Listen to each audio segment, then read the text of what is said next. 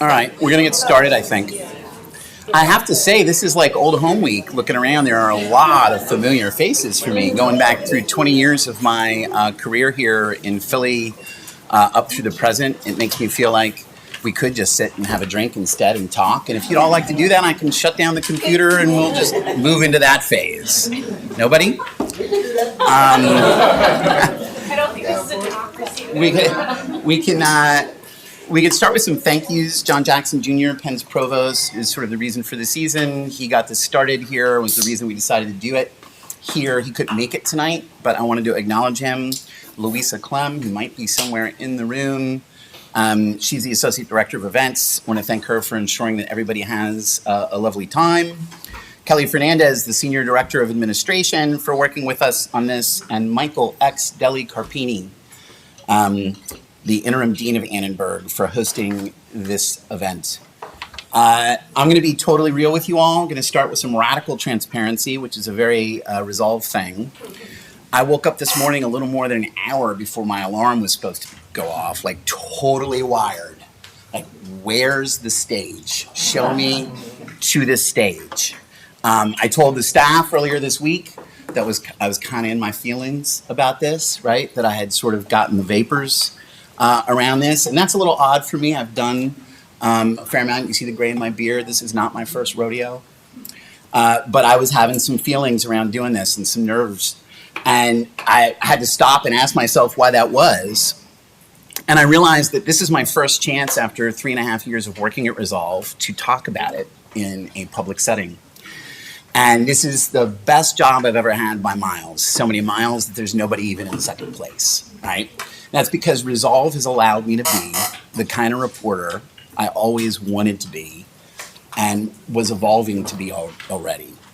And this is my first chance to talk in a public setting about the work of our kids, where I've been writing about the foster care system for over 3 years. And this is the most meaningful work I've ever done. So for me, this means a lot, right? And I really want you to, I think that Resolve, there's a lot of problems in America right now. I think the way we're going about journalism here at Resolve is part of the answer to those problems. And I really want people, I hope, walk away, they'll feel that, you know? So it's really weird that I'm here at all. I wasn't supposed to be here. When this started, it was a 1-year assignment to cover the foster care system. And I was so naive and ignorant of the foster care system and the child welfare system that I actually thought 1 year would be enough. Who knew? I started with some deep reading. I downloaded every article that from LexisNexis that mentioned foster care from the Inquirer and Daily News going back to 1977, 43 years worth of coverage. I did everything I could in that regard, as far back as I could with New York Times, the Washington Post. I went crazy on Google Scholar, downloading, research articles, found news, issue-specific, like news sites and blogs. I had over 2,000 pages of material to read, and somewhere late on the first day, I started to have misgivings about what I had gotten myself into. And it took me 6 or 8 weeks to really kind of wrap my arms around it. I think we'd be ready for the another slide here, the barriers slide. 3. There are a lot of barriers to reporting on the foster care system. The first one, I'm just going to keep rolling. The first one is that the courts are closed. If you're a reporter, you want to get as close to the action as you can get. You can't do that in dependency court. In Philadelphia, you can't get in. Most states around the country, you can't get in. There are some legitimate reasons for that, right? There are privacy concerns for kids and families, but I would ask you to consider what would happen to a public agency, right? What do you think would happen to a public agency doing public work that spends decades operating in a black box? That's absolutely the opposite of transparent. A lot of dysfunction sets in, and it was really hard for me to get access to it. Number 2, nobody was calling me back. Like, I called emailed 15, 20 people before I had 2 people get back in touch with me. And I came to realize that this was in great part because of the media's own failures covering the foster care system. We had not, as a rule, covered ourselves in glory. There were some exceptions, but generally speaking, the only sustained coverage I found, and this was just so apparent as a pattern because like I was reading these stories chronologically from 1977 up, we were only giving any sustained coverage to the foster care system in the immediate wake of a child death. And we had done harm. We'd done harm in two ways. Number one, we'd driven something, helped drive something called foster care panic. I want to give you all, it seems like so many of you would know this already, but not all of you would. So I'm going to give a quick primer in how this works. A call comes in to the child welfare hotline, usually from a mandated reporter. That's someone who, by law, if they have some suspicion that there's abuse or neglect going on in a child's life, they have to call the hotline. In Philly, Department of Human Services takes that call. They either screen it out as not rising to the level of an investigation, or they investigate. Then one of three things can happen. They could do nothing. They could decide that this is unfounded, there's nothing to see here, and they can move on. They can provide in-home services of some kind and keep the family together, or they can separate the family and remove children into foster care with relatives, kin, or with strangers. And what happens in a foster care panic, one of these kids that was known to the system, there was some kind of call, there was some kind of investigation, one of these kids dies or is severely injured, might be more than one child that the media sort of looks at as a compressed time frame, right? And so they cover more than one. And they go into this intense coverage from 0, to 60. Politicians get involved. The mayor's office calls, pressure mounts inside the agency. The message is very clear. Make sure nothing else like this happens. At this point, the agency resorts to what they call defensive practice. It's something they guard against, but something they do anyway. And defensive practice is when they start defending themselves. They start defending themselves as case managers, defending the agency against further scandal. And in a panic, historically, the number of families separated increases in that location. They could increase by 20%, 40%, or even higher. Professionals who've been through a foster care panic will tell you, I've had them tell me, reflecting back, they conducted a lot of unnecessary family separations. Think about that phrase. When families were being separated at the border, we were rightfully really upset. We've been doing this in the United States, and we do it hardcore during one of these foster care panics. So the second way that we've been doing harm is that we'd missed important ongoing stories that deserve coverage. By having this really narrow view of the system, we've missed other stuff. Next slide. I realized this by really juxtaposing what I was seeing in the media versus what I got out of those academic articles, right? Because in the media, there was this narrow view, the system is really worth covering, let's attack it when there's been a child death. But in academia, they were discussing a whole host of problems. I'm trying to figure out where you should be here. You should be 3, I think. I'm only going to focus on 2 of these for the moment. They've had persistent trouble in child welfare and foster care keeping staffs together.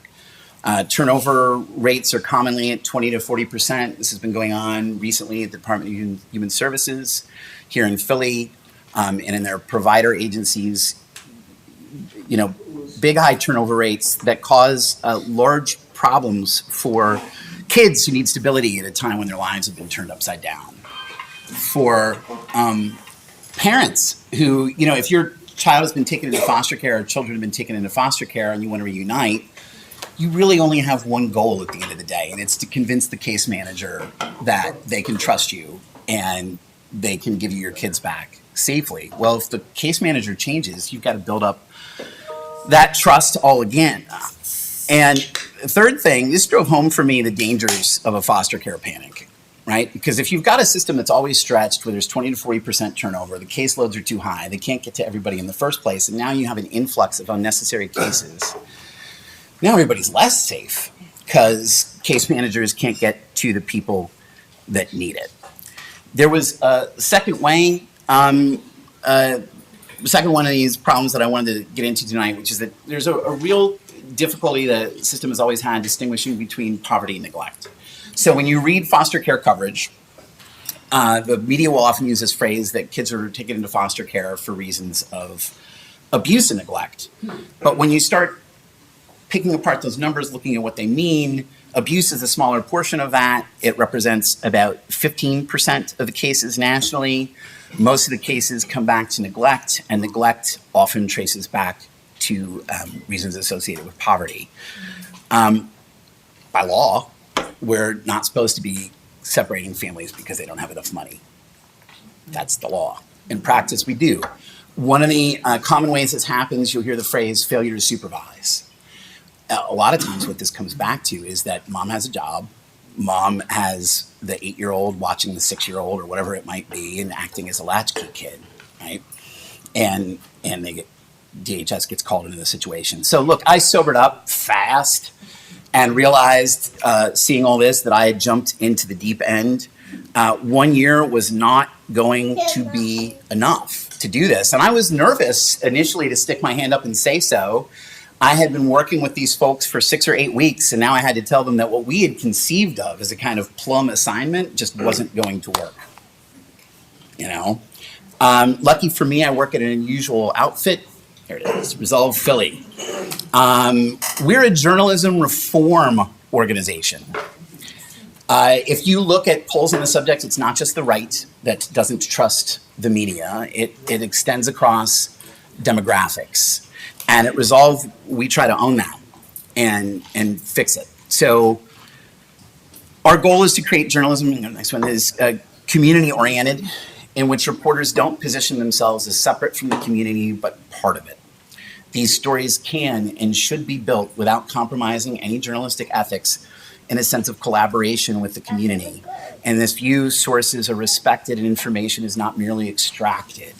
For so long, reporters, we've gone into neighborhoods, we've gotten the information we need, and then we jet on out of there and we write our story, and the sources that we use oftentimes don't even know that the story ran. Some of them don't even realize they had been on the record. We're trying to change this, going to the community when we're not writing any particular story at all, and saying, what do you need? What would you like us to cover? These stories should be inclusive so that communities that are not typically heard from get heard from, and they should be solutions oriented. So it's incumbent upon us. If we're writing about a problem, we should look at what solutions are out there, and that's really another question to ask the community. What do you think would help? What are your problems and what do you think you need? So pretty quickly in the scheme of things, like I was so afraid, I have to say the history of my first year and a half, it was all was that I was constantly afraid there was another shoe about to drop. Because it seemed like such a good job, and I was like, this can't be such a good job. Something's going to go wrong here.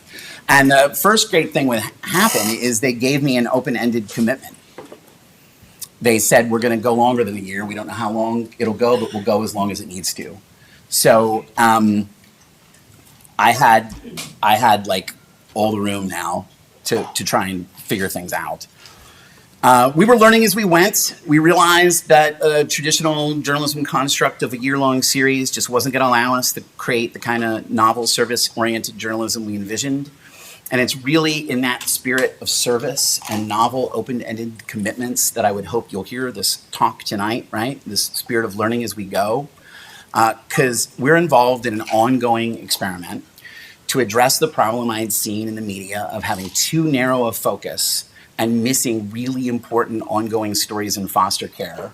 And I'm asking, what does it mean for a reporter to function as a member of a community? What should that look like, and how should it work? And if that happens, what can we all as a community do together if a reporter starts functioning that way? You're probably expecting in a talk by a journalist that I'm gonna come in here and tell you about a bunch of stories I wrote. And I was gonna. I really was. I was going to tell you about this story about Social Security payments due to kids in foster care. There's a video you can see again afterward. You can look at the QR codes and look these up later. There's legislation that was passed after that came out. I was going to tell you about a story we wrote about multidisciplinary family representation, but one of our panelists is going to get up and talk about that instead. There was a third story on those long-standing workforce issues that I never even got to a slide stage with. Because I was like, I'm not going to do that. I'll tell you what the pattern was, though. Very clearly, I was trying to close this gap between what I've been seeing that professionals in the field and academics have been wrestling with for decades, and we in the media had just sort of touched upon as we skipped off and waited for the next tragedy. The story I'm going to focus on was a story I did about racial disproportionality. And to do that, I need to introduce you to a young woman I met in the second year of my work at Resolve. Her name was Kaisha Lamb. Unfortunately, she could not make it tonight. She was going to be on the panel. Kaisha's 2 kids were taken for suspected abuse. That should not be in there anymore. There you go. She took one of her children to the hospital over a suspected break in the boy's arm. And the hospital x-rayed the arm, but also took a full skeletal survey. And when they did the full skeletal survey, they found a shadow, thin shadow in one of the boy's legs, a possible broken bone. Doctors were unsure if this was even a break. They didn't even know themselves. Could have been a pattern. I didn't know anything about this when I started this, but there could have been a pattern in how the baby's bones were growing, right? And it could have represented a break. And the only way to tell would be to take x-rays in 3 weeks and see if there was new growth indicating a healing bone. In the meantime, though, they had to call DHS. And DHS came in and over this possibility of a broken bone, removed both of Kaisha's kids into foster care. Kaisha was devastated. It is gutting. I mean, just imagine it. Sit with it for a second. Having your kids taken away. She had to wait for the second set of x-rays to come in, 3 weeks, till they could, bring the boy back to the hospital and take a new set of x-rays. So they take them and they reveal there's no break. Great news, right? She's gonna get her kids back immediately. Like that day. That's what she thought. Instead, DHS said no, and they went into court and argued to keep Kaisha's kids anyway, because they had developed other concerns. By this time, I'd spent more than a year talking to people with direct experience in the foster care system when I didn't have a particular story to tell, just hearing what it was they wanted me to know about. They told me a lot. 2 of the things they told me is that once child welfare investigators get into a family's life, they will sometimes find reasons, even if they are far less serious than the reasons that brought them there in the first place, to stay and to conduct these family separations. They also told me that the system yields an economically and racially biased result. Certainly the statistics show that's true. Kaisha herself, when I asked her, do you feel like race is playing any role here? She expressed to me, she said, I've been wondering why this is happening to me, and the only thing I can come back to is that I'm young, I don't have a lot of money, and I'm black. So she felt it. And when I heard her talking in a city council hearing, heard her not as an anomaly, but as part of a pattern. And you could go to 12 if you want to, Dr. Strange. Listening to Kaisha, I kicked into, if it's even in the slideshow now, because I don't know what happened with the slideshow. I kicked into something I call story vision. And I had a whole Dr. Strange slide. If this was a TED Talk, we'd have had this wired, y'all. Now I say, no, it's supposed to come later. Anyway, if y'all watch any of you watch the Marvel movies, you know that Doctor Strange goes into this kind of state where the film goes all wonky and he closes his eyes and his head shakes around and he imagines all these possible futures. If you're a reporter, if you're any kind of reporter, and you've been doing it any length of time, there's a reporter, she's nodding, you go into something called story vision. You hear somebody talking and you start thinking of all these possible stories you could tell. That's what happened when I listened to Kaisha. I envisioned a possible story, and there's a real strength to that. It really is in some ways a superpower. There was a bunch of info I'd gathered by this stage and that I really wanted to publish. Racial disproportionality, the stats. The nation is 13% black, but 25% of the people in foster care are black. Philadelphia is 42% black, yet 66% of the people in foster care are black. Kaisha fit a pattern of racial bias the moment she walked into the hospital, because there's multiple studies showing that if a black family comes in with a child who needs an x-ray, they're far more likely to have that child subjected to a full skeletal survey than if a white family shows up with a child bearing an injury of similar severity. So I could see all this, I could get into all this. I could get into potential solutions. She would allow me, if I could, and I'm going to say this very intentionally, get her to talk, right? and everything checks out, she would allow me to write about race-blind removal meetings. What are race-blind removal meetings? They're somewhere in the slideshow. They were pioneered in Nassau County. If child welfare investigators there are contemplating a family separation, they convene a panel of colleagues. So these would be fellow case managers, supervisors, and they'll go over the details of the case with any information that might suggest the race of the family involved removed. So obviously the race itself, gone, names, gone, zip codes not used, addresses not used. What they've found is that this produces very little change actually in racial disproportionality, 1 or 2% over time, but a massive shift in how many kids are taken into foster care in the first place. A 60% reduction in Nassau County. There are pilot programs in other places that were actually yielding the same result. Not that much effect on disproportionality, but a really, really big effect on the number of kids being taken into foster care. Black and white, right? So a good thing from a reformer's perspective. That figure, by the way, 60% is really, really important. Go back to that Casey Family Program slide, would you? Because in 2010, Casey Family Programs called for a 50% reduction of the number of kids in foster care. They thought we could get there if we just start really making this distinction between poverty and neglect. We've fallen far short of it nationally, 18 to 20% reduction, but they got there in Nassau County, and these pilot programs are getting them to this other spot too. So I saw all this possibility. And you know, if you're a journalist, I'm gonna be real with y'all, there is some ego involved, you know? I mean, I've been working on this for so long, I wanna get it out. If you're a journalist, I publish, therefore I am, you know? And so I wanted to get this story out, and I wanted to do good things too. This would be good to get this out in front of the public, right? But I also saw danger. Number one, I don't want to predetermine what the story is. I'm going to have to like meet her and check it out, make sure it works, and actually run it by her, the frame I want to use for this. How does this feel to you? Does this feel accurate to you? So I can reflect that if I end up wanting to write about her. But I saw a far deeper danger for Kaisha, because once I saw I could get into these valuable topics, I could begin to dehumanize her. Let me explain what that means, because I want to get her to talk. Kaisha now becomes a means to an end. And I could be trying to manipulate her. I was taught as a reporter that legally all I have to do is ID myself as a reporter working on a story. And then anything anybody says then, you heard that announcement, they're on the record. I don't know, maybe sounds a little bit like entrapment, right? I mean, you go into a community, you announce you're a reporter, you got a notebook and pen, somebody's triggered by what it is you said you're gonna write about. And I had this happen a lot early in my career. Somebody starts just talking right away, and then they're 15, 20 minutes in, and it's just gold raining out of their mouths, and they say, whoa, whoa, whoa, whoa, whoa, whoa, whoa, whoa. You writing a story? It's like I said that at the beginning, right? They didn't really catch that.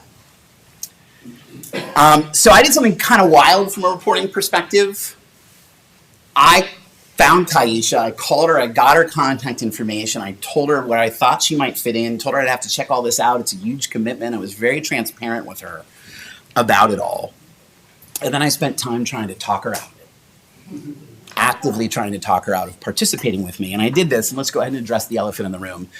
I figured if there was going to be an illustration of me during this, that he should look 20 years younger, and I was going to say 30 pounds lighter, but y'all, that's 40 pounds lighter. Yeah, but there was a time. There was a time. So, yeah, I really did. I spent time trying to talk her out of it. I did this because of what this represents. By now, I had developed an informal group of trusted sources. These are people who, they told me stuff, I went and I checked it out, it was true. They had not sent me down rabbit holes, right? They told me true things. And they told me, when I had mentioned Kaisha to them, you have got to protect this mom. You've got to tell her that if I was advising her, and these were lawyers, social workers, parents, in some cases, who've been through the system, although the parents less so, maybe we'll get into that. You got to warn this mom. You got to tell her that the case managers, the supervisors, worst of all, the judge could be really upset with her and retaliate if she speaks out in the media before her case is closed. So I stressed this to Kaisha. I explained the risks. I said, if you were talking to these lawyers I know right now, they'd tell you to stop talking to me. She said, I accept the risks. I want to do this. People need to know. So we move on to the record. We talk over the next week or 10 days so many times for hours. She sends me documents. She sends me court records. She sends me medical and hospital records. She sends me texts and emails, things to corroborate her story. And at this point, what I was also taught is that I could refuse to let her back out. She could call me crying at this point and say to me, you know, I've been thinking about those warnings you gave me, and I cannot fathom losing my children forever over this. I got to back out. And I would actually, supposedly within journalistic ethics, be able to say, too late. Too late. You were on the record. And I will tell you, I've had situations not exactly like this, but close to this, where editors did tell me, yeah, go tell them it's too late. Tell them they can't back out. But that was not going to happen at Resolve, right? We were not going to try and bully or intimidate her. And in fact, she didn't bring anything about this up to me. I called her because these trusted sources of mine were still concerned. I called her and I said, hey, Kaisha, you know, it's been a while. We've been working on this. This is all on the record. Some people are remembering this conversation. Yeah. I said, are you sure you want to do this? She's like, yeah, I'm sure. I was like, okay. So I start writing.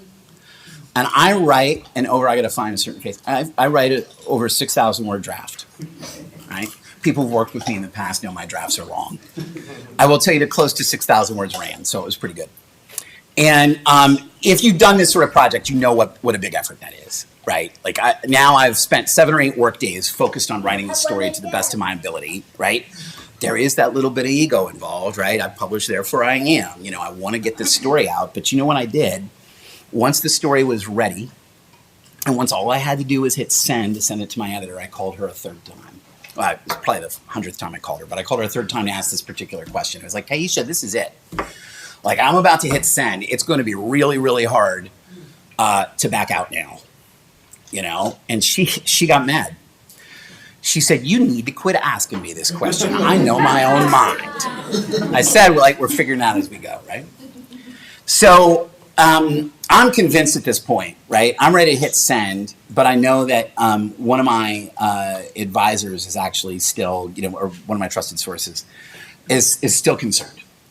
And one of them actually said to me, you know, you should hold this story regardless of what she says, because it's that dangerous. And that's when I was like, I don't know. I was on the phone with her and I heard her tone, you know? She was mad at me. I felt condescending and paternalistic at that point, still telling her about the danger. And this source said to me, you know what? You're right. Go ahead. So it was on. We got the story out. That's it. Bingo, we got one. We got the story out. And I have to tell you, at that point, I was relieved that it all worked out, because when I'm asking her that third time, it's like, do you want to burn the last month of my work product to ash? You know? But I asked anyway. And I just want to throw this out there too. It's not like we'd be advocating that you do this with everybody, right? This is not the person who is corrupt and trying to hide something. At this point, I had verified what she was saying, and I knew, I think this is the academic term, she was getting hosed, you know? And so if she wanted to back out at this point, it wasn't because she's got something to hide, it's because she'd be afraid. So it's worth listening to and honoring that, you know, but there's still, if you're a reporter, you better have a spine, because if somebody comes back to you and says something like that and they are just trying to hide something, the answer is no. You know, you were on the record, you knew you were on the record. The story did her no harm. She got her kids back a couple weeks after the story came out, so that's really good news. Yeah. I wish she was here to hear that. Gosh, I'm glad this is being videotaped. She's awesome. And, but I want to go back to the original question. What does it mean for a reporter to function as a member of a community? What does it look like? How should it work? I would say this is one way. And, if to retrace it, I had heard her talk and I recognized the value of her story. Because I'd listened to other people, I recognized it was a pattern, it wasn't an anomaly, but I valued her as a person first, the whole way through. The informal group of trusted sources, right, that I'd gathered, I listened to them, I acted on what they said, and when it was time for me to hold some ground journalistically, I did. So next thing that happens is I get an email from somebody at the Stoney Foundation. And they're like, are you familiar with our fellowships? You should check them out. Would you like to maybe develop some programming outside of your reporting, beyond your reporting, to expand your work? The answer to that was yes. It was a very dramatic process. I can tell you that all of that drama was happening really inside my head. But it worked out. And with great help from the staff at Resolve and my bosses, we put together a plan, a proposal. I got the fellowship, and it shifted this commitment. When it started as a 1-year project was now a 5-year mission, like Star Trek. So we had the Doctor Strange thing before. We got to get that geek thing rolling. If Doctor Strange shows up, can the Starship Enterprise be far behind? I ask you.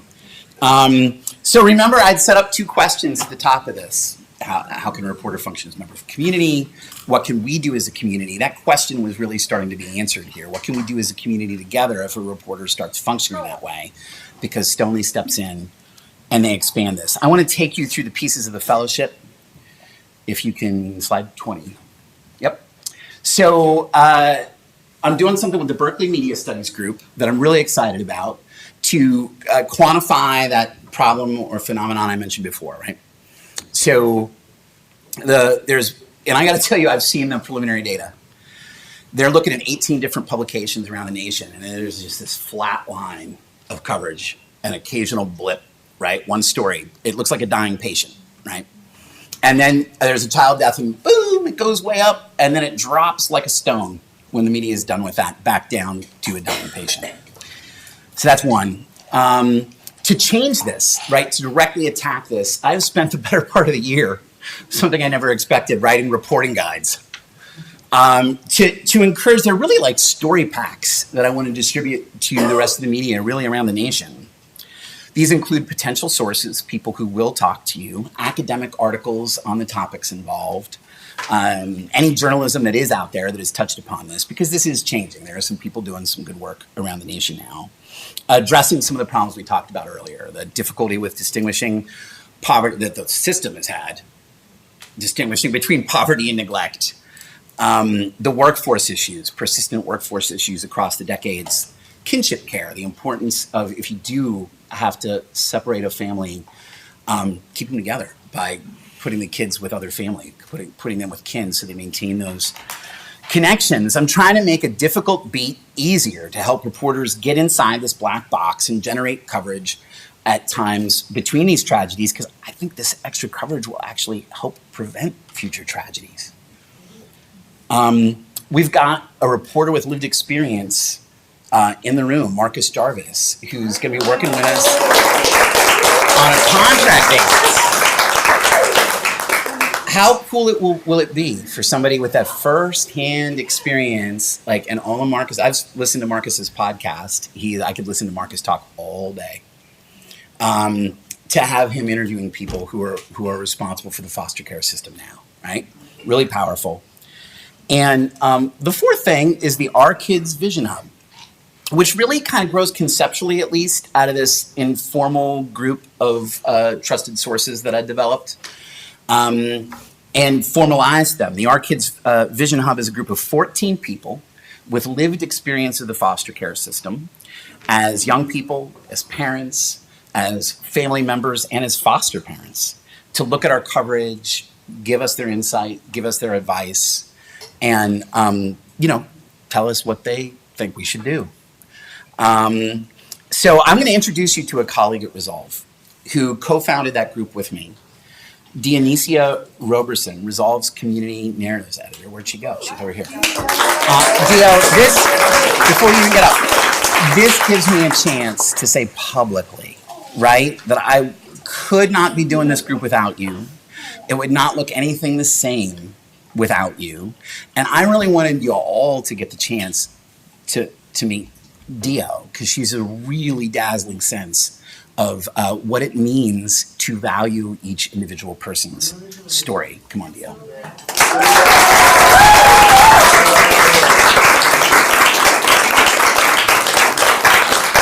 Really sweet. Thank you, Steve.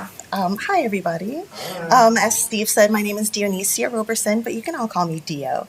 I'm going to make this really brief. I just want to introduce myself, a little bit about the work that I do at Resolve, my commitment for this work in particular, and what I hope to generally bring to the Vision Hub. So community narratives, my work, my role at Resolve is pretty much exactly what it sounds like. Through community engagement endeavors and sometimes through referral, I come into contact with people who have a story to tell and who are interested in getting support from a professional to help craft that story and potentially get it published somewhere in a local media outlet in Philadelphia. I serve specific communities in this work, particularly those who've been historically marginalized and harmed by the local media, who face barriers to access and whose credibility and ownership are consistently challenged and undermined by traditional standards of expertise. That's pretty much the vast majority of our city, the way that I see it, because there's no lack of really powerful stories in Philadelphia and also no lack of obstacles to telling those stories. So the work is important in general for a whole bunch of reasons. The first that I see is ownership of one's own narrative is really life-affirming. It's like self-declaration is a vital need, like water or food or love or those things. Just to be able to say, I am here, I feel, I think, I live, that's vital to all of existence. A good other reason is that when our stories are told for us instead of by us, then they can and often do misrepresent us in ways that are ultimately really harmful. Another good reason is personal storytelling can totally engender empathy among people through humanization and understanding. Very often our attitudes toward others are informed by what we're told about them. Certain individuals, groups, or circumstances sometimes do it to a degree that a lot of us don't even realize. So when folks get a chance to tell their own stories directly from their own mouths, then the potential for genuine human connection becomes so much stronger. The stereotype filter and the whole broad strokes delivery don't really apply here. So the work is personal to me for all those same reasons. I'm a member of a group of people whose lives and experiences are painted with some pretty filthy broad strokes by the media. For the bulk of my early life into young adulthood, I lived transient, homeless, and often unsheltered. The way that my family and I were treated by other people my entire life basically reflected their exposure to all those harmful narratives. And the unique nuances and the experiences of people like me just didn't matter at all. So I come by my passion for narrative empowerment really naturally. I'm committed to helping others to find their voices and use them. I'm committed to helping to disintegrate the gatekeeping mechanisms that stand in the way of true representation. And I'm committed to helping create pathways to deeper connections between humans. That's my whole entire bag. And that's what I've been aiming to bring to the Vision Hub. Every single one of the members of this group, affectionately known to me and Steve as Hubbers, hi Hubbers, demonstrates that narrative power. I exist in this group as a resource, a sounding board, an amplifier of voice, a moral cheerleader, a friend, a connection, and last of all, an editor. Forming this group with Steve has been extremely rewarding. I do it for the Hubbers, and I do it for my mom, who entered foster care at 2 years old and aged out, and whose experiences of that system shaped her entire life and mine.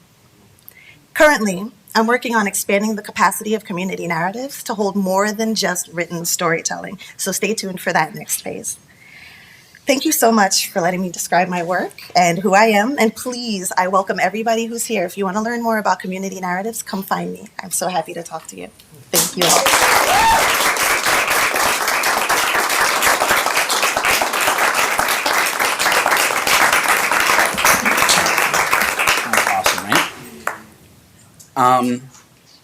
So I want to share one last thing before we go through.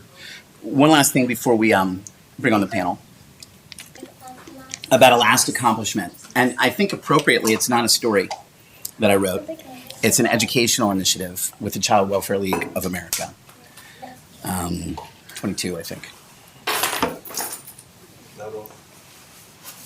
No, keep going. You can, yes, stay there. It's an educational initiative.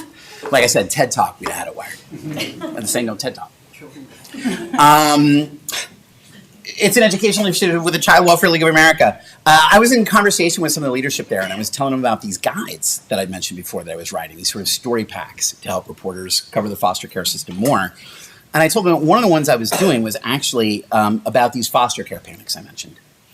And the idea behind it is how can you go ahead and cover one of these child tragedies when they occur, but do it in a way that will proactively stop a panic from happening. And so I've put together that guide.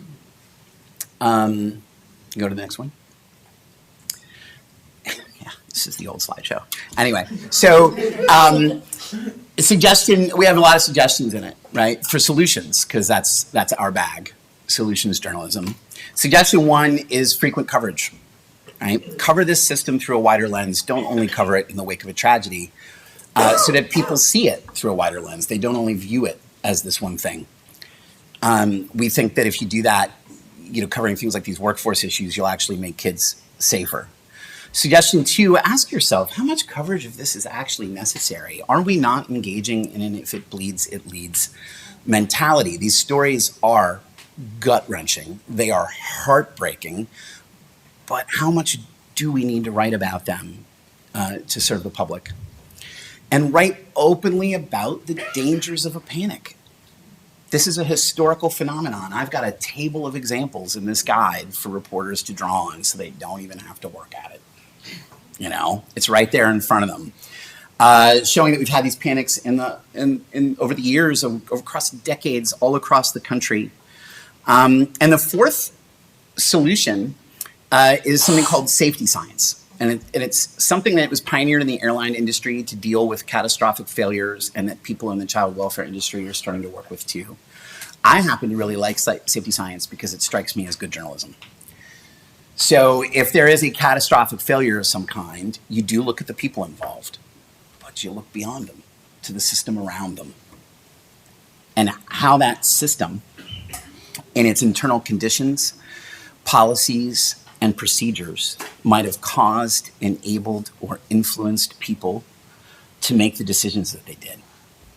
This will drive us back, if we do this, to the stories that we have been missing and not covering. This will drive us back, I think, to the workforce issues, to the idea that this is a staff that's overstretched and has been overstretched for decades, and a system with too many people in it for the wrong reasons. And this actually deprives kids of safety because the system can't get to the families that actually need the help. So CWLA, Child Welfare League of America, has reviewed this guide. They're going to help distribute it. The original vision, my original visions tend to blow up now, bigger. It used to be that I'd have these big visions and they would amount to not much. Now I'm having these smaller visions and they blow up. What's going on with my visions? My original vision was that I would reach out to 150 or 200 reporters or editors and maybe make some difference. The Child Welfare League of America is going to distribute this to mayor's offices, to legislative offices, and to their own members so that they'll be able to deliver it. Go ahead. They'll be able to deliver it to reporters in their market, potentially as a panic is happening, and help them avoid one, right?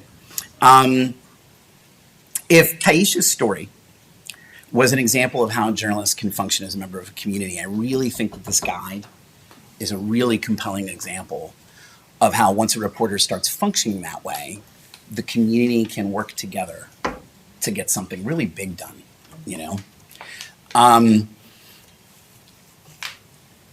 CWLA is a source, right? I might write about them again in the future. It might not be kind, but we've found agreement on this, and we work together on this, and it could be a really, really big deal. If we prevent a panic, you're talking about even one, you're talking about dozens, if not hundreds of families, depending on the size of that market, that we're going to be needlessly separated. Professionals will tell you that themselves, needlessly separated, that we'll get to stay together.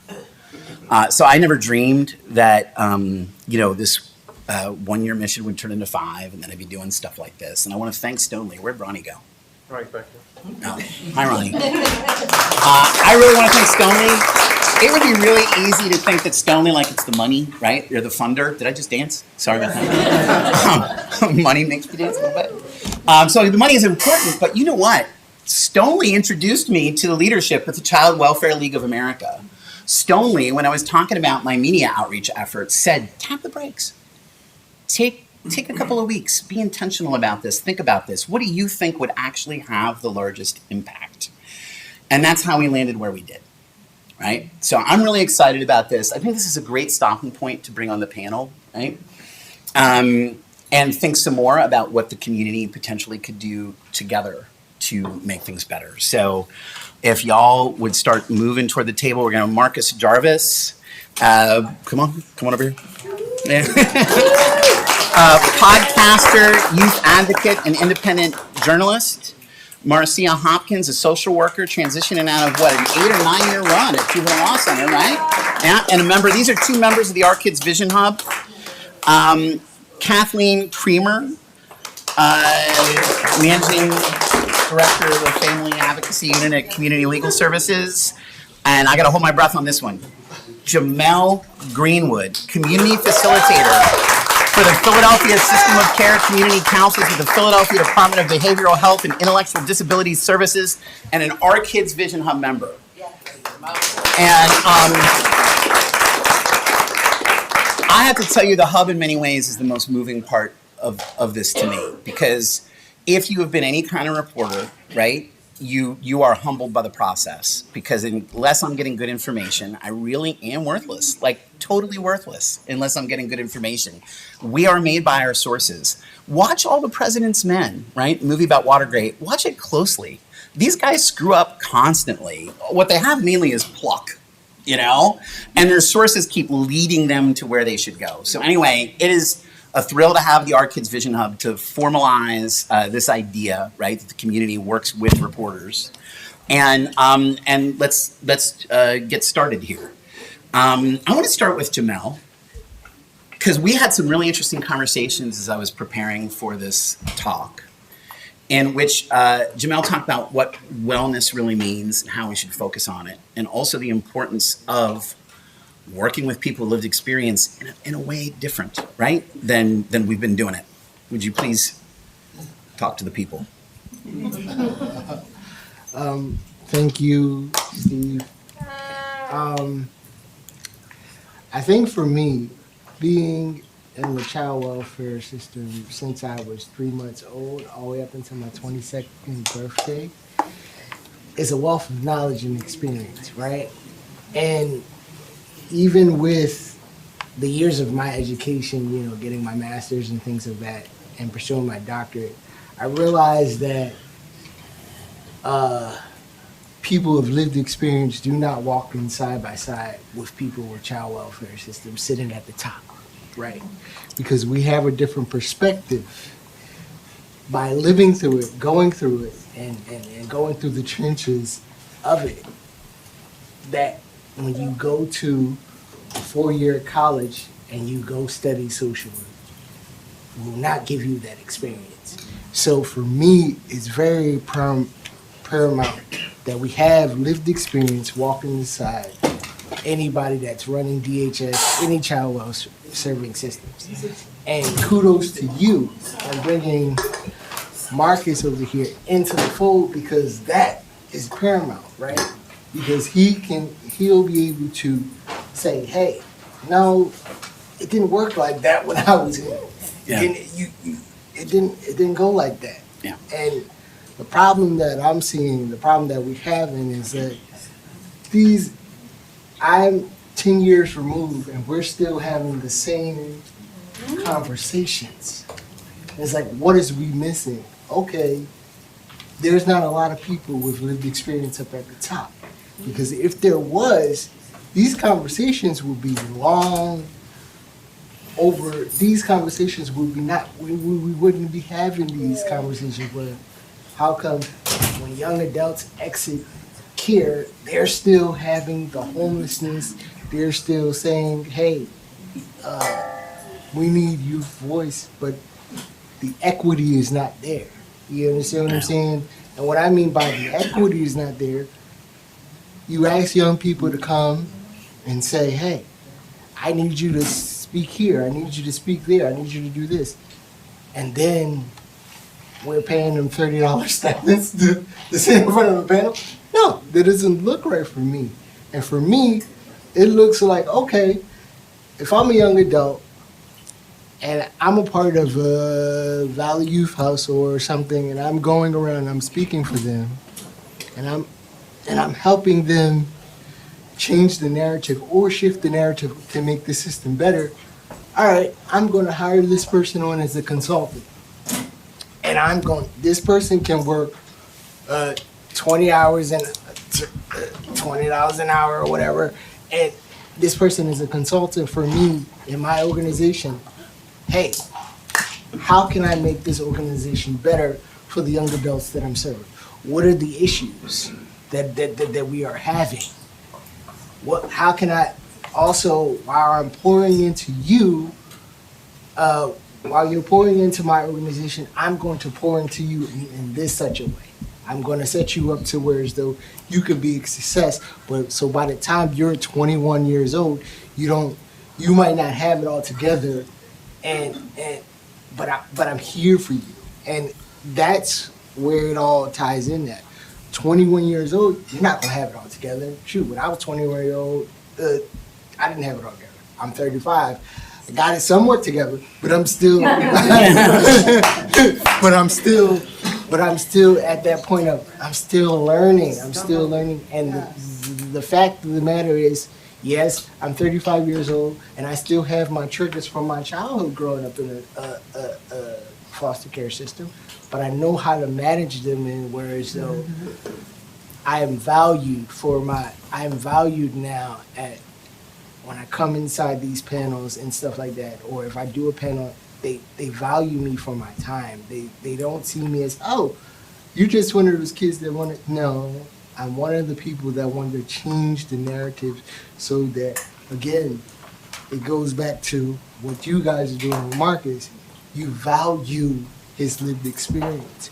You value the time that he spent in care. Yeah. You saying this person is worth it, that I can consult with him on a level where as though he can be a success story. And multiple young adults, and my panel can say that, listen, at a time where we were 16, that $30, yes, it was something, but it wasn't worth the jewels that I would drop into. Yeah. There wasn't worth the experience that I had. Yeah. And you asked me to write this legislation, or you asked me to look at this, and I'm putting time in this. How can we word this in a better way to represent our young adults? It wasn't worth that time, and I'm like, now I'm at the point where like, no. The young adult that come in my way, what does their budget look like? Before you do this, before you write down or say anything, what does their budget look like? What does that look like? Are they going to pay you for your time, the work you put in? Because at the end of the day, they go home they get a paycheck. It's just a really interesting phenomenon within this field, because you got all these people with all these degrees who are very, very well-meaning, right? But they've been struggling with the same problems for 20, 30, 40 years. Like, what's going on, right? And you all come along and you do have tremendous insight into what it is you needed. Like when I was talking before about the conversation, you go into the community and say, what do you feel like you need, right? Do you feel like you were heard on that? You're being heard on it now? I'm being heard on it now because I was the one who forced it and started the shift, right? So I forced it and started the shift, right? Yeah. And even with my education, I don't lead with that, right? Right. And I've did work with DHS in the past that gave me a contract. And they gave me a contract to come back and do this type of work. But even before I had my master's behind me, they're like, you don't have the experience to do this work. Yeah. And it's like, are you kidding me? I could walk circles around the social workers that I've known and I've had and I've sat in the room with. Yeah. Because of my lived experience, and I know how to approach it. I have all of us on this panel have a separate eye. We have a keen sense of, okay, is this family really struggling, or is this family, can we go beyond the red tape? Yeah. You know what I mean? Go beyond the red tape of, oh, well, I have a mandate as a mandated reporter. I'm a mandated reporter myself, but even when I'm working with families, if I can fix the situation with Leader right now, where I don't have to go through the red tape and climb over, I got to report this person, I'm going, here you go, even if it's out of my own pocket, here you go. Yeah. Because that makes a difference, and we got to get beyond, okay, my numbers have to be a certain way so I can continue to get funding. What is the outcome of this family? What long-term outcome is the family? Yes, getting money and getting all the resources you can, they can get it. But if you're not really tapping into what the family needs, because they've been at, the family knows their problems. They already know their problems. Yeah. It's just as a system, we come in, we want to be Captain Saver.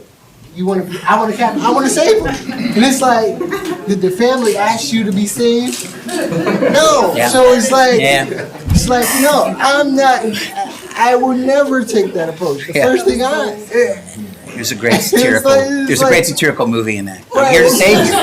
It's like, You know? I'm here to save you, and it's like, did the family ask to be saved? No, they might not.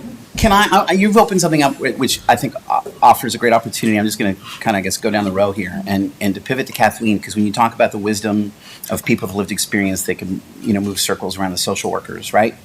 One of the things I find myself thinking about, and it's triggering for me, is how many moms I talk to, including Kaisha, where when I say to them, like, what do you feel like you need? And April, you know where I'm going, I bet. They say, partly just somebody to tell me what the hell is going on, right? Because inside that black box I was describing in the courtrooms, they're using so much jargon and they're moving with such lightning speed that parents are walking out like, what just happened, right? And I have to tell you, I've done a lot of coverage of people who were incarcerated, and they were not confused. They weren't. They'd express a lot of things. This guy lied, the prosecutor, all this sort of stuff, but they didn't express, I don't know what's going on, I don't know what happened, right? They knew. So this system, Kathleen, functions differently, and you all are doing something with the story I mentioned before about multidisciplinary family representation that tries to meet this need of helping families see what the system they're in operates like. Yeah. First of all, I just want to thank you so much for inviting me up here. I feel so excited to be in the presence of all this greatness up here with me. I owe it to Steve to be on this panel because I definitely hazed him a little bit when he started. I have a profound distrust of the media. And that's because whenever I read stories about impacted parents and children in the media, I literally don't know who these reporters are talking about. The reporting is profoundly pathologizing. It is inhumane, and it leads to terrible outcomes for kids and for parents. And so Steve had to listen to my TED Talk a couple times before I was willing to sit down and speak with him. Because I've spent my whole career in deep listening to impacted folks. As a lawyer, your best and biggest strength as a lawyer is as a listener. You're not going to be a good lawyer if you're not a good listener. And what I can tell you for sure is all over, you will encounter folks who have not spent much, if any, time in deep listening with impacted parents and children. And so what that means for our practice is we center our clients in our legal representation. So I met with Steve early to talk about what works, right? So child welfare, I can't defend it. I certainly can't defend it. But we don't have to keep doing things this way. There are things that work, right? And so this may seem intuitive to a lot of folks who are not familiar with child welfare, but I'm going to say it out loud because I think it's really important. If you care about outcomes for kids, the most important thing you can do is invest in their moms and dads. The most important thing that you can do.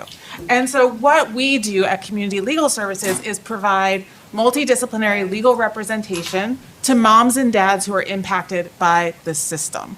And what that looks like is, as a mom or a dad who's encountering this very confusing system, and often a very inhumane system that relies on family separation in ways that are just morally unjustifiable and incredibly harmful to kids. We meet those parents in their worst moment of crisis and wrap support around them. So we are client directed and we are teams around a parent, right? So parents don't just get a lawyer at Community Legal Services. They get a social worker who's an expert at helping them navigate these really confusing systems. And they get someone like April Lee, which is why I'm like, why are you not up here? I hate doing this without you. They get somebody who has walked in their shoes to walk with them as they go through this. And one thing I said to Steve in my article when he interviewed me is like, the media misunderstands and misrepresents and distorts the experience of parents over and over again, and so does everybody else. And so what is so easy to fall into if you're a parent who's personally impacted by the system and a child, and I will say a lot of our clients are children of this system, right? It's very common for us to be working with clients who themselves grew up in this system. And these clients need somebody to support them. And they need somebody to center them and help them walk through this very confusing and traumatizing system. And then just one thing I want to say is we not only do we do this because it is the just and humane thing to do, and it is, it also is highly, highly effective, right? So we know that when kids have parents with access to lawyers who just work in teams with social workers and peer advocates, those kids spend half the time in foster care with no evidence of any increase of threat to their safety, right? Which means that we are today keeping kids in foster care because we do not invest in access to counsel for their parents. So we know that this is an effective thing to do if we care about getting kids out of a system who don't need to actually be there. And then also, I just want to say one more thing, and I really want to hear everyone else so much. It's the cost-effective thing to do because foster care is the worst intervention we have, and it's also the most expensive. What if we invested in just wrapping support around a mom or a dad? What if we invested in So we save an extraordinary amount of money for the city doing this work. We're still a small team, but I think in huge part because of Steve highlighting the success of our model. Our model is growing. I took over managing the family advocacy unit at Community Legal Services in 2015, and we were 12 people, and now we are 28. So we're helping more and more folks, and I really feel so much gratitude to Steve for the opportunity to help us highlight our model. Thank you. Marcía, we go back a way now.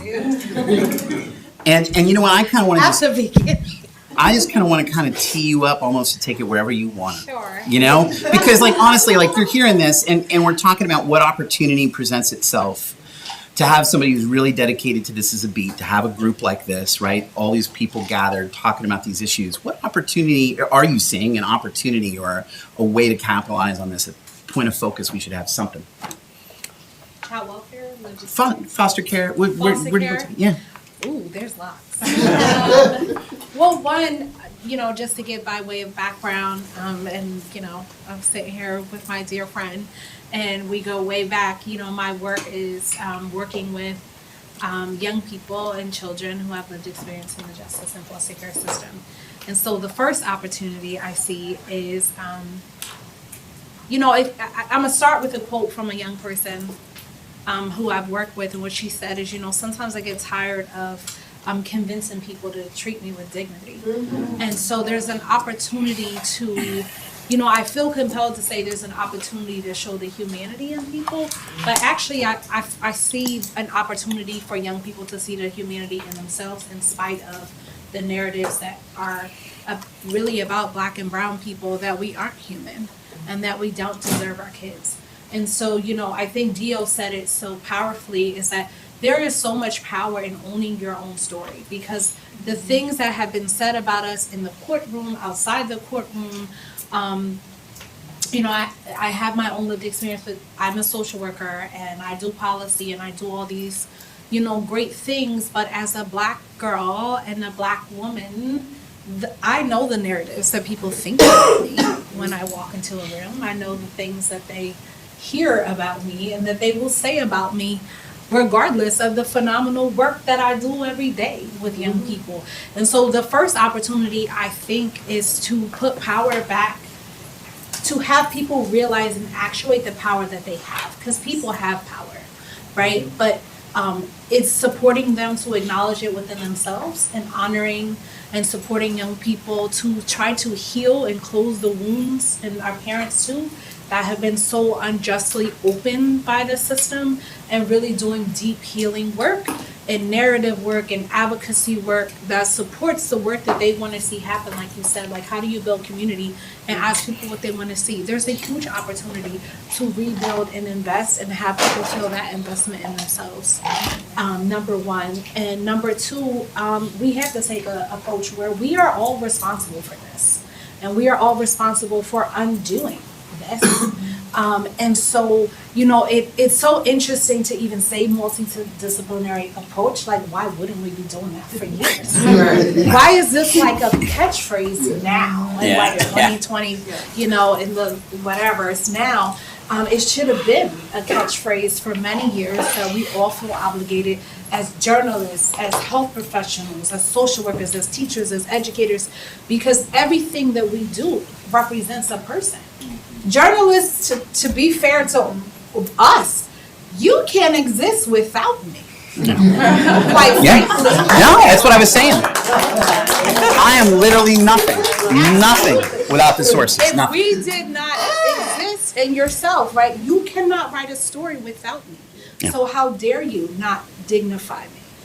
You have an obligation to yourself to be your moneymaker, but you can't live without me. So why not come in my space and we write the story collectively together to still achieve what, I don't know what outcome you're really trying to achieve, but if you want to get the story, you need me for the story.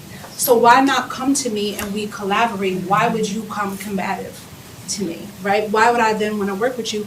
If we both want the story to run, now we might have different outcomes, so to speak.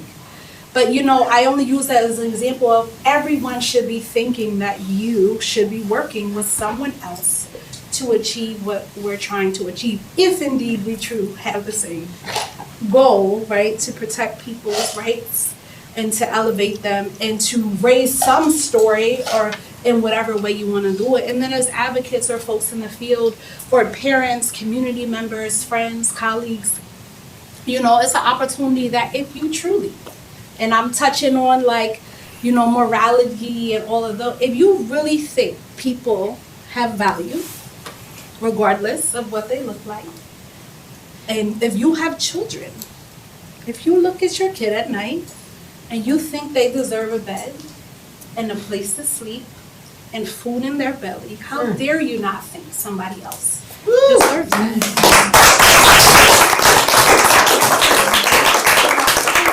I think it's an opportunity for us to challenge ourselves.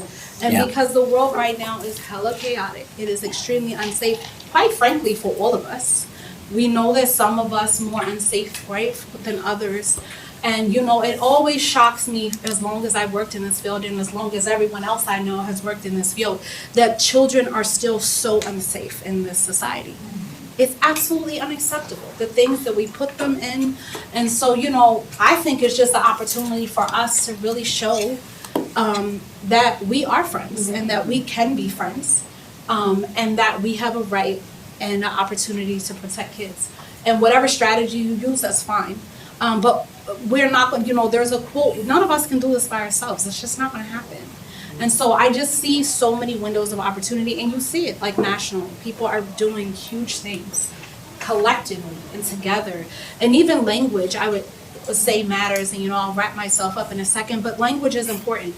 So even the fact that you use the word community is very important as a journalist. It's very important as advocates that we use the language, because what you use, right, people are going to take your stats, people are going to take the words that you use. So to your point of how words are weaponized for our young people and our families, what you put out in the public, they're hella going to use it back.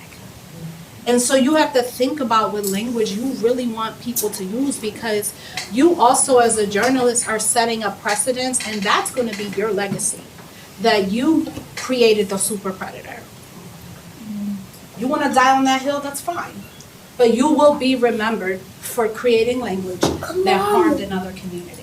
And so we have an opportunity to redirect and use language that is accurate, or use words like, look how communities are X, or I'm building a community as a journalist. And so really think about how powerful language is, because language had the power in the 70s from that to create a set of policies that funneled a bunch of families into the system, got kids in on the back of, excuse my language, bullshit from a word like super predator. That is like makes no sense, right? But somebody coined it and then threw it out in the media, and everybody used it, and legislators actually used it to create a set of policies that hurt our families. And so I don't want us to leave today thinking that there's not an opportunity to redirect, and that language doesn't matter, and what you write and what you think about, because it has the literal power to either destroy or protect people. And so those are all, it's many opportunities, but those are the opportunities that I see. And, I also just see it as my job to make sure that young people feel like they can reclaim the narratives and the stories that they have heard. And it's not just through the media, but when you grow up in the system, and one thing I learned from children internalize every single thing that they've heard, seen, or has been said about them and done to their families. And it is doing our kids very deep harm. And they don't see themselves as the beautiful people that they are, because unfortunately people just haven't shown them that beauty. And so I see an opportunity for myself as a social worker to make sure that they see the beauty in themselves, even if people are going to write terrible stories about them. And I will close myself out there. So look, I want to get to Marcus in a minute. On the topic of language, I had a hard time figuring out a name for this series, and I went with Our Kids because I saw an irony to it, right? That like these kids in foster care are supposed to be, society's now going to take care of them. They're our kids, but we weren't, we haven't been treating kids in foster care even remotely like our own children. And I know, Marcus, on your end, you've thought a lot about how the system prepares, kids in foster care, if they're getting close to the age of independence, to transition to that independence.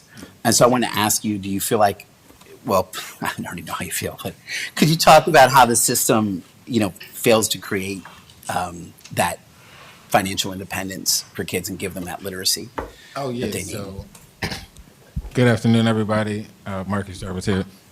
So I grew up in foster care, so I have in the household, so I have a lot of brothers and sisters that outside of that, but the household that I grew up in is a real short, easy way to look at it, like, because this is Philadelphia. If you look at me and clap for me and say I'm a good person, we were raised by one foster mother. She took in 4 kids. She didn't really have a lot of money or whatever. One of my brothers is a biological brother, one isn't, whatever, that doesn't matter. So it was 4 of us in one household. One of my brothers is dead. One of my brothers is in jail right now. My sister graduated college.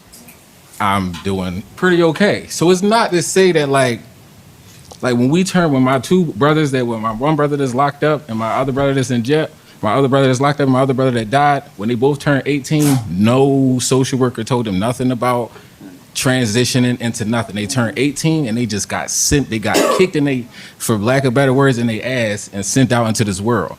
And when you see so many people, like it's so many of us that like just turn 18 and just get kicked in your behind and literally just said they never to this day, they never had stable housing. My brother lived with me, and my brother lived with my brother that died. He lived with my sister. He stayed with me, and then he stayed with my sister. He died from staying at my sister's house. He was never, my sister was in independent living. I got independent living. So out of a home with 4 foster kids that grew up, and all of us did graduate high school. My mom definitely, like my mom who raised us as foster kids, she passed away when I was 14. So she wasn't there to, you know, continue and see us, you know, transition into that, you know, older stage. And there was nobody, you know, there to pick up the pieces once she left. And the system itself, if you're not offered anything or you're not offered any programs, what do you do? Like, my brother died on the corner selling drugs, trying to provide for himself. And it's like, people can sit here and say he went to college, he worked at KFC, but it's like, if you don't have nowhere to live, what is a minimum wage going to, like, how are you going to really, like, work minimum wage? He ended up quitting. He tried. He went to school. He got credits. He went to Strayer University. He wasn't like, you'll see a person and say, oh, yeah, he's a drug dealer. Like, that man was trying to provide for his life. He didn't have no other resources. The neighborhood that we grew up in, the main resource that we have, when the resources that I had, were drug dealers. These were people who, the person who took him under his wing, somebody, Birdie, who's locked up right now doing 20 years, he's doing life, he's doing life for a murder. But this is somebody who took my brother under his wing and, like, really looked out for him and did certain things for him. But at the end of the day, everybody in here could be mentoring somebody. Cause who else do we got if we don't got no reporters? Don't nobody who got a good job want to come and mentor no kids. But you know, every drug dealer want to mentor these kids. And it's like, we sit there and put the kids out and act like we don't know why these kids want to be drug dealers, and act like we don't know why these kids want to do certain things. They don't have nobody. There's nobody around. Like, I grew up with nobody. That's why I did what I did. I followed my uncle, got me locked up, took me to Scranton, PA, told me how to sell drugs. I didn't know what heroin was. The uncle that was through my family that I was related to. If these are the people, these are the role models you have. If there could have been, I watched DJ Envy, who, if you don't know anybody, when he's a radio, he's Power 105 radio station. When he was 16, DJ Clue or a DJ took him under his wing, showed him how to DJ. A person in my neighborhood took me to Lackawanna County and had me selling crack. Like, I didn't know what, I said, what is this? What is this white stuff? What is this? Oh, that's crack. What is this? That's fentanyl. I knew that was 2008. Now fentanyl is killing people. I didn't know what fentanyl was, but I was selling it in 2008 when I was 16 years old because I didn't know what it was. Somebody gave it to me and said, well, I was in a house with no heat, no gas, no electricity, and I'm tired of being in the house. I'm standing outside on the corner because it's cooler outside than in my house. And these are the situations that a lot of foster kids or people that in the foster care system, because this, at the time I was under 16. Once you turn 18, don't nobody care about you no more. It's up to you to have a house or a roof over your head. And then I watch these people looting out here, and it's like, people will be like, oh, where's the parents? There are no parents. These are the foster kids that's out here that don't got no guidance, that don't got nobody that follows social media. And if we not giving them nothing better to follow, what do you think they're going to do? Like, it's kind of ridiculous. I hate to get overly emotional, but listen, I would rather do this than cry up here. It's not going, it ain't going to help me. It's not going to help me. I cried, long enough, did all of that. Rest in peace to my mom, rest in peace to my brother, rest in peace to my younger brother. I got another little brother that I met, my biological brother. He was 17. He died in a car accident. He was taken in he was in the system. He was let out of a group home. Number one, being in foster care, if you have an argument with your parent, you go to jail. Most people's houses, you would go to your aunt's house, or maybe you go to your cousin's house, or maybe you go to your uncle's house, let off a little steam. No, we go to prison. My little brother went to prison for 8 months for having an argument with his mom. He got out. He had a bunch of criminal friends that he met in this jail now. His mom kicked him out, which is actually my biological mom. Whole nother story. So I have 2 moms or whatever. But so his mom, which is my biological mom, kicked him out. He was dead a week and a half later in a car accident. And he was, and I'm not, and this is not to say, because at the end of the day, you'll see the news story, and this is what I love even working here or doing this. You'll see the news story. You might have seen the story of a kid in Norristown who died in a car accident and they had safes in the car. Why do he got safes in the car? Why is he robbing somebody's house for safes? Because this boy is 17, he got a place to live, he don't got a roof over his head, and he know that if he come to my house or he go to my sister's house or anybody else's house, my mom is going to send DHS, and he don't want to put us through that. So he's trying to figure out a way that he can maintain and you know, like, do stuff on his own. He's trying to, he don't want it. He done already brought DHS to my house and my sister's house and everybody who tried to get him. I tried to get him. I couldn't get him because I'm a felon. My sister couldn't get him because she had kids, and my mom was like bringing DHS around. And it's like nobody wants the hassle of a parent who like don't want, you mean, that's a whole nother story. Like, and I have like, I'm a little against the kinship thing. Like, fuck that shit. I'm sorry. Can I just say, Don't nobody care about that. We need better parents sometimes. And if it's not there, it's not there. Yeah. Like my life was ruined by kinship. Completely devastated. My mom died. We should have went to a real human being who could have took care of 4 kids. We stayed with my aunt. My aunt was not a responsible person. She was kin. She was irresponsible. She got $2,400, $600 for each kid. She gave us each $100 and went to AC with the check. We had to buy soap, whatever you needed, toiletries, whatever you needed for that month. That was what you had. That was your $100. You had to buy your toilet paper. If we would have to buy toilet paper or whatever else you needed, like you couldn't just go. And I probably spent that $100 the first time. Then I realized, oh no, I really need this $100. It's not no it's not no come up. It's not nothing. And these are the usual situations that people in foster care are in. Dead broke in the house, like getting almost. And I met a good foster when I turned 18 and I went to jail and I came back. I met the person who we could have stayed with. His house was immaculate. It was a foster parent. He had a real nice house, and it just let me know that what we were so afraid of, going into the system, and sometimes that's what is needed. Like all of these homes are not. Some of these families don't have the kinship care for them, and sometimes we don't need to like force that on somebody who doesn't want it or who can't handle it. Because a lot of times that doesn't do anything positive for the kids. We would have been better off in a group home anywhere than where we were at in the situation that we were at because of the results that we got. I just want to say, Marcus, so like as a reporter, right, we're talking about, it's very humbling, you know what I mean, to like listen to this and intimidating, I think, if you're doing it right, to meet people like Marcus, meet people with experience, and now it's incumbent upon me to have the responsibility like to translate that, you know what I mean, in some kind of way, to write it into a story. And one of the things I love about the fact that you're going to be doing reporting with us, right? And we've set it up, there's going to be some like short videos and stuff like that, and then it's going to like bleed into a podcast, long conversations with the people that Marcus is going to be working with. And you know, I've just continually been honored and humbled by like hearing these stories, like recognizing, like to Marcia's point, like I'm not really here, y'all. Like I have nothing to do without this, like without people being honest with me and opening up to me. And what we need to do, the way we need to honor that, you know, as reporters, has just really got to shift from what it has been. But Steve, that's the deep equity part. Yeah. That's the deep equity part of you showing what this is what the system can do. Yeah. And they really take the time and pour into that deep equity part. And let me thank both of these people down at the end, because literally they picked up where I left off.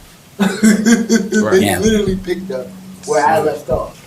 And starting this work, they literally picked up and they took the ball and they're still running with it. Yeah. So for me to sit on this panel and to be at the forefront of making youth voice of value and making it be equitable, and then to see them two and come along and be like, well, Dad, I only, I was killed, and they took it as far, I took it as far as I could take it, but they took it farther than me. Yeah. And to see him, and seeing all the work that he's done, both of them, over the past years, it's literally like a humbling experience for myself to sit at the end of the table and see them carry on the work that I've started and continue to do what I've wanted to do. And then you would take it and say, we're going to hire him on to be a consultant. This is where we need to be for the young adults that give their stories, that give their time into these agencies and put them on a platform where we say, we value your story, but we also know that it's hard being foster youth here. We're going to pay you for your time, and we're going to continue to work with you and lift you out of the point of poverty and understanding that part. So I want to say thank you. I'm getting a signal that I got to wrap. And so I just want to make an announcement here. We're going to have more Our Kids Vision Hub events where I'm going to talk very little, right? I was invited to talk tonight, and I wanted to have some time with the Hub. And so first of all, how about a big round of applause for the Vision Hub?